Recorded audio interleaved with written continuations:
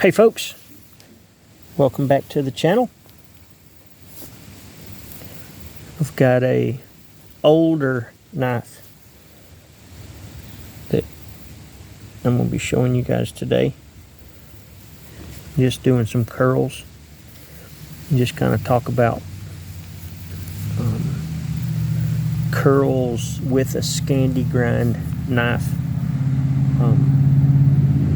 I'll end up having to do a few different videos because full flat is a little different than high saber, but not much. But Scandi is different than either one of them. It's just kind of a control kind of deal with the knife. So this is going to be the knife that I'm going to use for this demonstration, and this is my next gen. So it's a LT Wright next gen in 3V Scandi grind. I like this. This is one of my, I like a bush baby, but real pronghorn is my favorite, after probably tied with the bush baby. And this guy's going to be a number 3 just for size wise. I think it's a good size for me anyway. It's a good working size. But if you're gonna be making feather sticks or curls, the thing to remember when you're doing this is, I'm just gonna prep this stick just a little bit. So it'll be a little hard to do in front of the camera, but okay. So depending on the grind, like I said, this is a Scandi grind. This thing is gonna dig. I mean, it's gonna cut, and it can make it difficult to create curls. So if you just push straight down, it's possible you're just going to dig into the wood and it's not going to go very far. So I like to try to stay out here on this belly part and towards the tip, and just pretty much make it where you feel little to no resistance against the material itself. Like with the Scandi grind, it don't take just a little bit of elbow and that dude's going to start digging in really deep. And curls also, you know, the more material that you take off, the wider this is going to be. So, you know, little bitty thin ones is just a very small amount of material. Keeping them thin.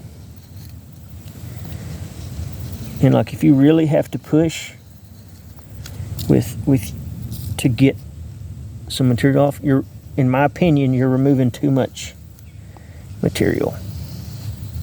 If you really have to try to hog off, like this curl, like I have to push on it, but you see how big it is compared to everything else? Look how big that guy was compared to, like, we'll do another little thin one right here. How about right here?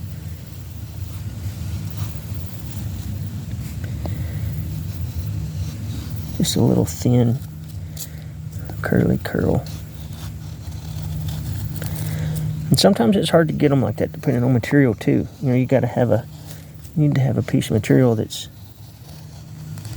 got pretty good. See, I really had to push that one. But sometimes you have to push it depending on what your material looks like.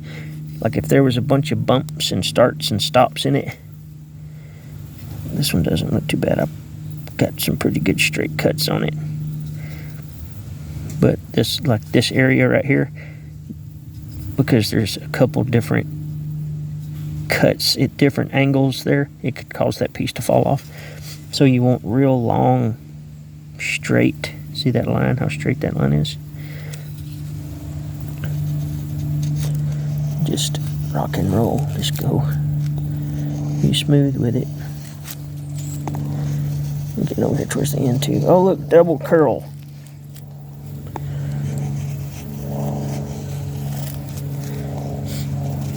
Now a feather stick to me is just as effective as a pile of curls. And a pile of curls to me is easier to make because you're not worried about leaving them on the stick. You're just hogging off curls. And depending on also, like if I try to hold my blade so I'm going straight down the material, see how that curl just curls straight away from me? So now if I turn my knife this way, the curl's going to go that way.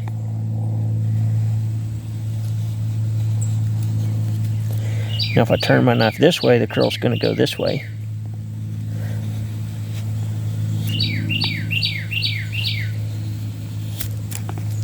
Very good one, was it?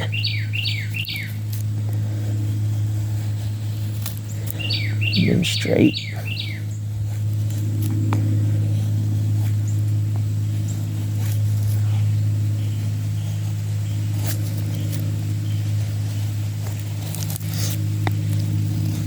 You can't get super crunk with the Scandi. Really, unless you're just going to make a big pile, you can get super crunk with a Scandi. Then it really doesn't matter because you're just hogging off material. But if you're trying to, make a feather stick, you need to be easy with it. And again, the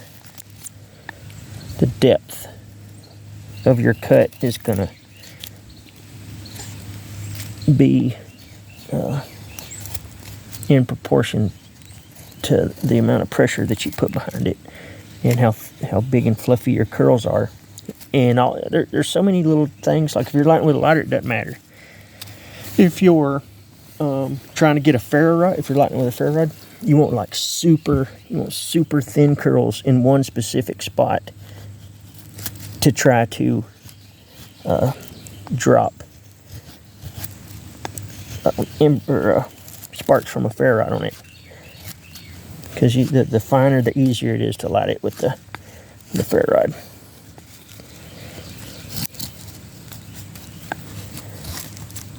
But Scandi can be a true Scandi, like one of these that doesn't have the little secondary bevel on it.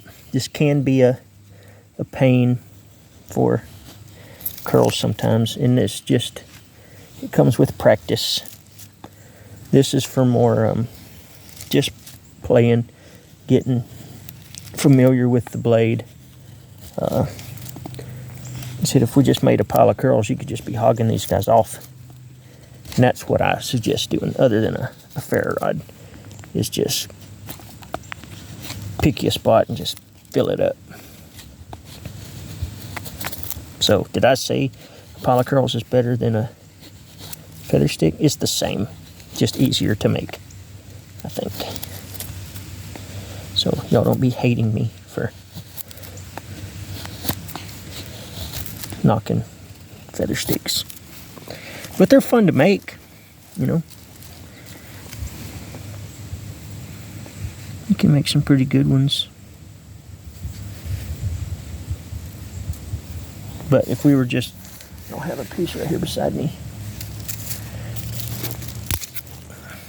So, like if we just wanted to make a pile of curls,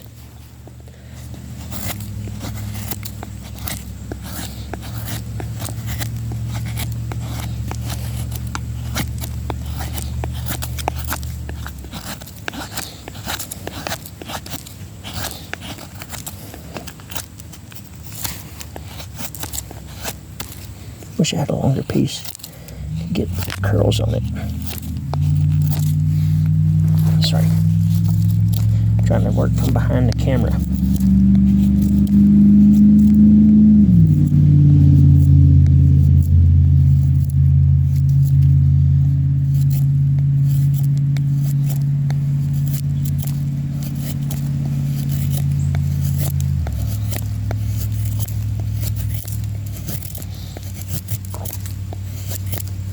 had a longer piece of wood here, we'd have much bigger curls, but I'm only working with about half of what we had originally started with. But even in that short amount of time,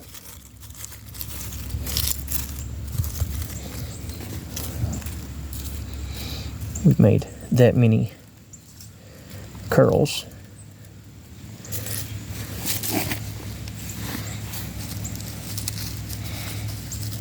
This looks way better, but just for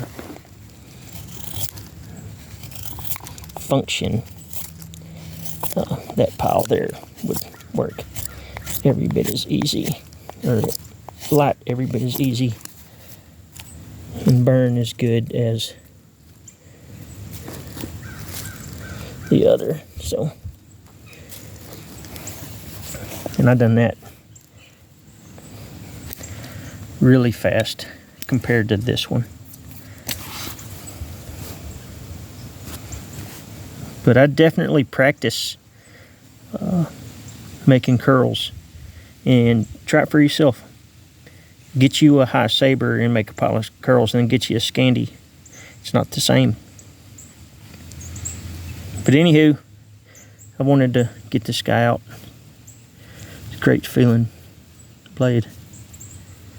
Anyway, go make some curls. Later.